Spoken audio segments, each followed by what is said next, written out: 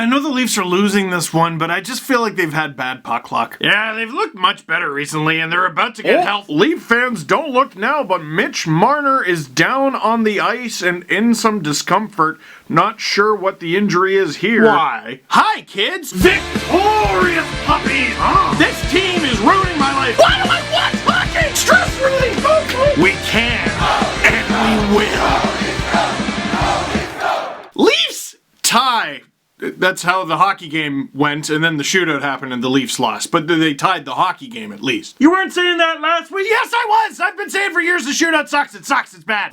Yelling about hockey, which is all I wanted to do in this video, but we can't. I would feel cowardly and untrue to myself if I didn't bring up Coach's Corner last night, so here it is. A lot of people entirely missing the point. All he's saying is to support veterans. Well, no. I mean, of course, support veterans and buy a poppy and all of that. Of course. Sure. What I and many people took exception to was the "you people come here" and blah blah blah. Well, my grandfather is a veteran and he came to this country, and somehow I don't feel like he's the one who was talked about. My grandmother came to this country and she served in communications during the Second World War, and somehow I don't think she's who was being talked about. I don't think anybody was upset because Don Cherry asked people to support the veterans. He does that every year. But I don't think guilt is an effective way to get people to wear a poppy and buy a poppy and get behind what it stands for. And I know for a fact I've been guilty of that in the past. But the you people thing, the us versus them thing, that didn't smell right to me at all, and I didn't like it. It's been a unique honor and privilege to talk to so many different people from around the entire world, and that's one of the benefits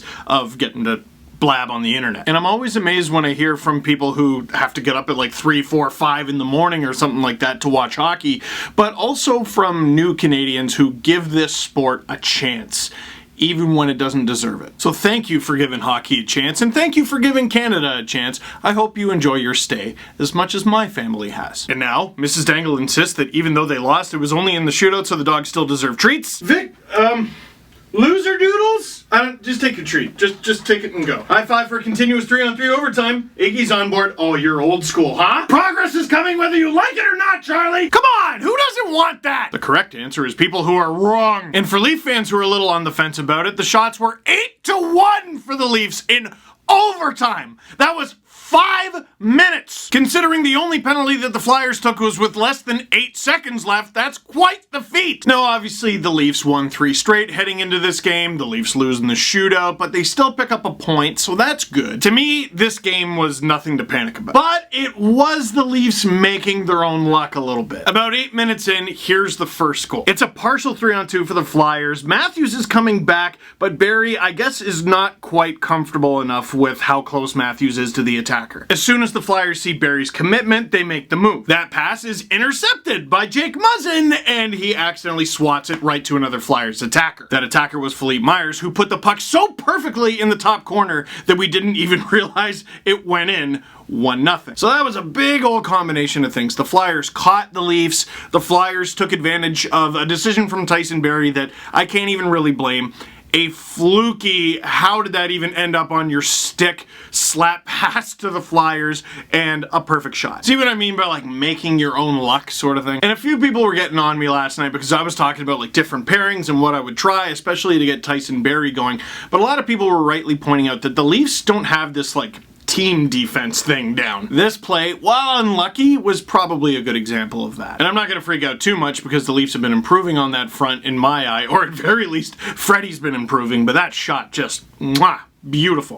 Okay, Leafs are playing the Flyers. It's home ice advantage. They're only down 1. Don't worry about it. There's lots of time left. Ilya Mikheyev hits Travis Konechny once. It's okay. It's just a little bit of a battle. He hits Travis Konechny twice. All right, you're pushing it. Third time, the ref has no choice but to call that. And that's like an old school decision too. All right, I'll let that go. All right, I'll let that go too. Dude, you left me no choice. Ensuing power play. Trevor Moore trying to cut off the pass. He's unsuccessful. The puck goes all the way to the point, but every other Leaf has a man. I'd say that's about according to plan for the Leafs penalty kill. Fast forward just a couple seconds. Freddie the Goat attacks the point hard, and I'm not sure, but I don't think that's how the Leafs PK works. Like, is it just me, or do they tend to give up the point as long as they have the sides and net front covered? Because that point shot's a shot you don't mind giving up as much. Travis Konechny from this distance and maybe even closer, which he has time to do, not so much. So all of a sudden, Justin Hall's in this no man's land where he's like, do I attack Konechny? I can't take my guy at the side of the net here. Sure enough, Konechny passes it to Oscar Lindblom. It goes off his stick and shin and in. That one's a fluke, but not a total fluke. They made their own luck. And all of a sudden, heading into intermission, it's 2-0 Flyers. I don't think the Leafs played particularly bad. I actually thought they were pretty decent.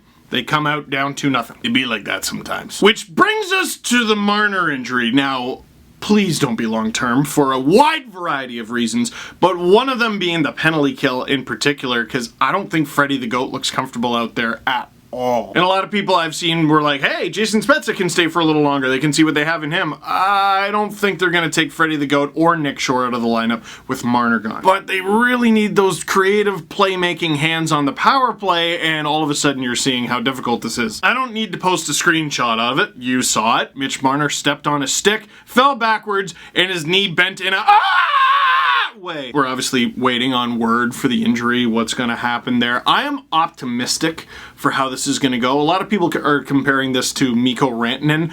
It wasn't as gruesome as that. Marner tries to put some weight on it. He can't. He's got to do this like crab shuffle to the bench and they get him on. And then he waits a little bit, waits for the pain to go down, and he goes back out there and he falls down. He's still not quite right. He goes back out and then he goes to the locker room.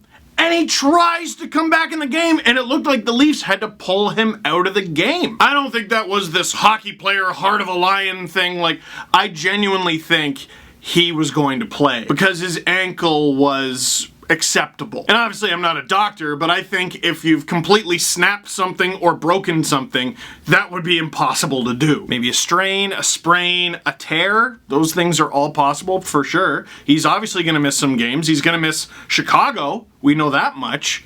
But I'm confident this isn't like months on end. Which opens up an entirely new cap can of worms, because you'll remember, John Tavares, broken finger, missed a bunch of games, and a lot of you said, good, well they'll get some cap relief out of it. No, because he did not go on long-term injury reserve. He was not injured for long enough. In fact, if I'm not mistaken, the magic number there is he's got to miss 10 games. So for the Leafs, the next 10 games, however long that takes, however amount of days, they're not going to get that cap relief from Marner's contract unless he misses at least 10 games. And I might see from some of you, we'll just sit him the 10 games, like I saw Tavares, sit him a few more games. You do not sit your best players for 10 games on purpose! You pull them out of the second period of a game if they're not quite feeling right. You sit them out of a second half of a back-to-back if they're not quite feeling right. You do not sit them for 2 to 3 weeks just because you can. Because what you might very quickly discover is, no, you very can't. Or maybe you can.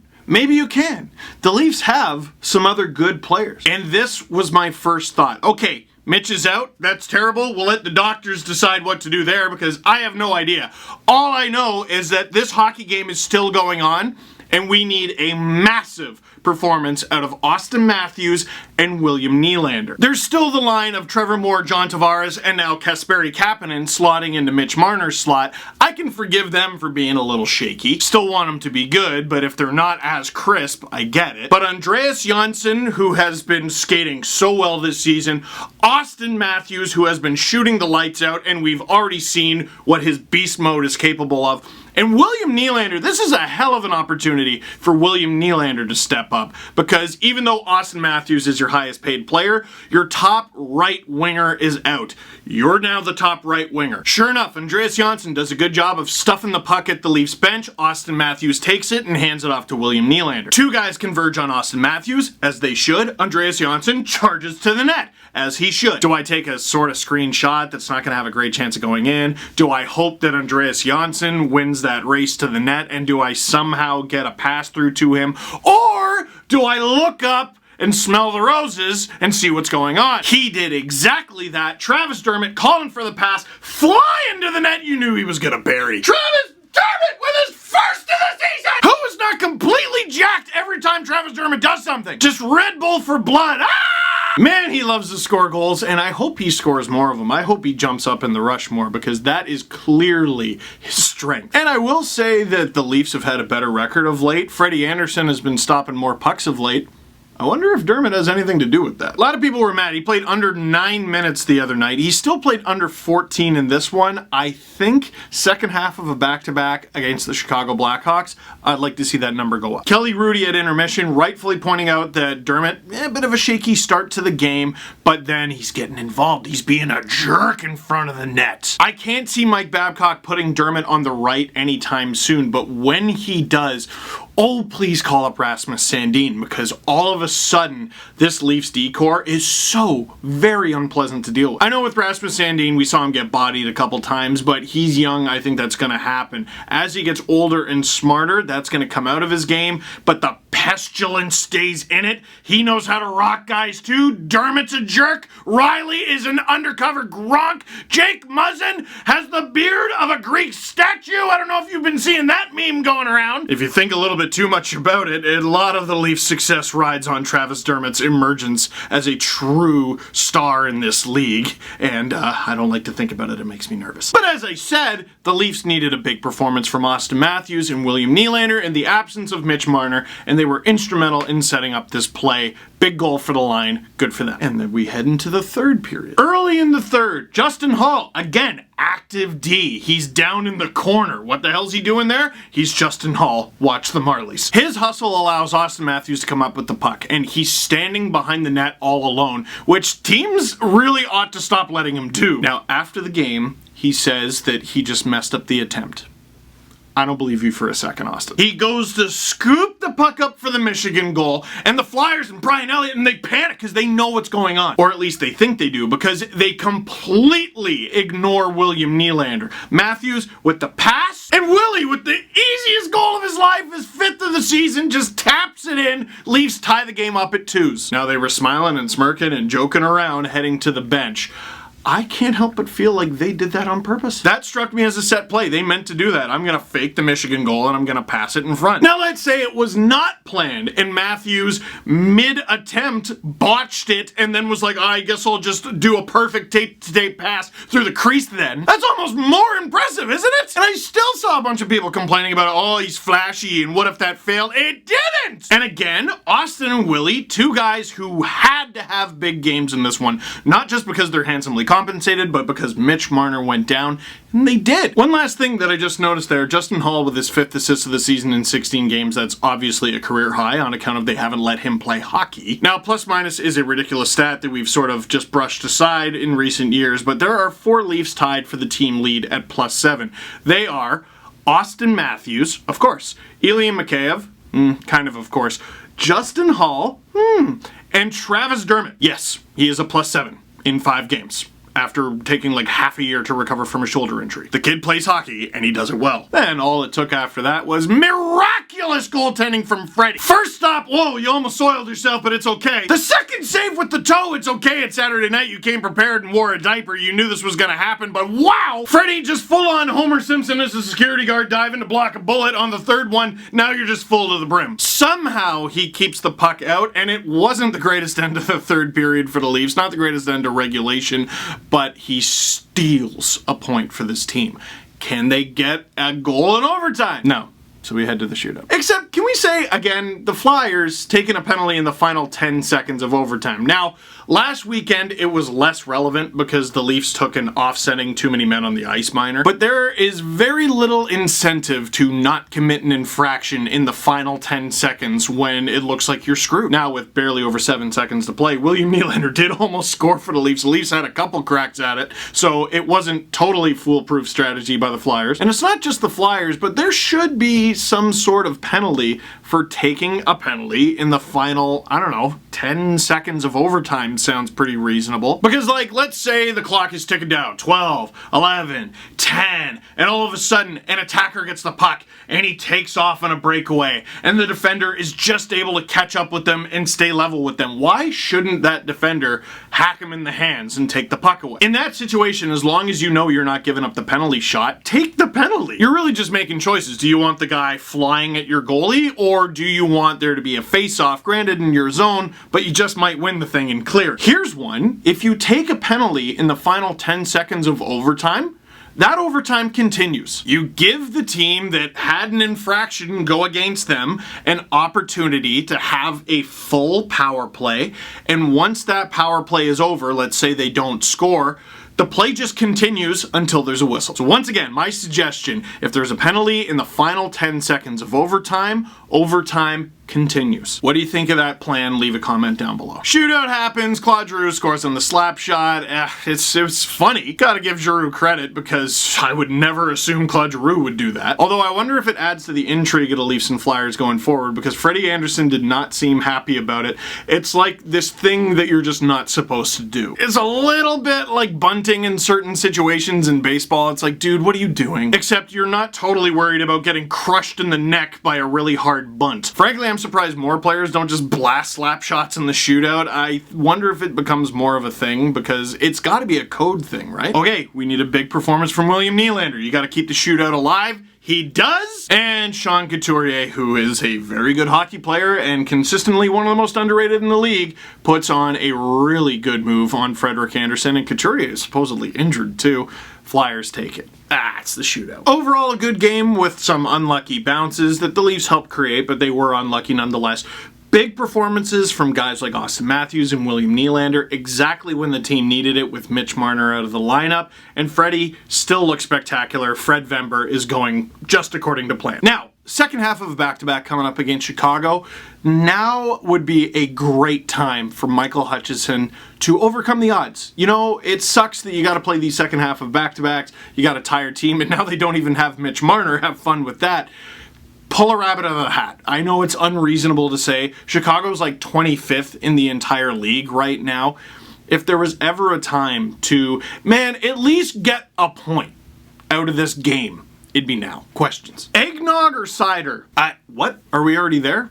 Actually, that's a good question. Cider. Cider. What's your new lineup with Marner out? I think the Johnson-Matthews-Nylander line, untouched. You leave that. I think the main difference is that's now your top line. Sometimes it's the Tavares line, sometimes it's the Matthews line. Tavares usually more so than Matthews. Matthews, Willie, Johnson, you gotta ride those ponies. You leave more on the left of Tavares. He's done nothing to deserve a demotion at this point.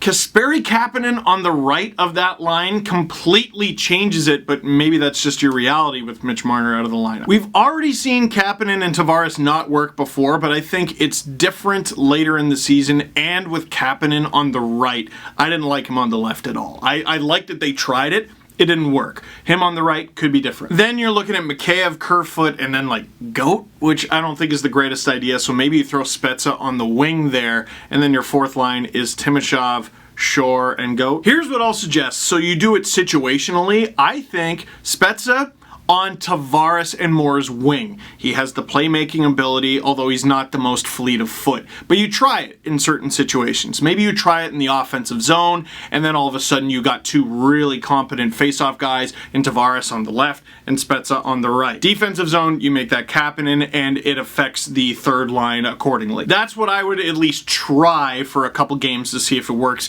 What do you think? And Easter Seals update. Yes, here's the thing. So the link down below is for Easter Seals. We're trying to raise money for Easter Seals Ontario, a charity that raises money for kids with physical disabilities. Here's the thing. I set my goal for $50,000. We've crushed it.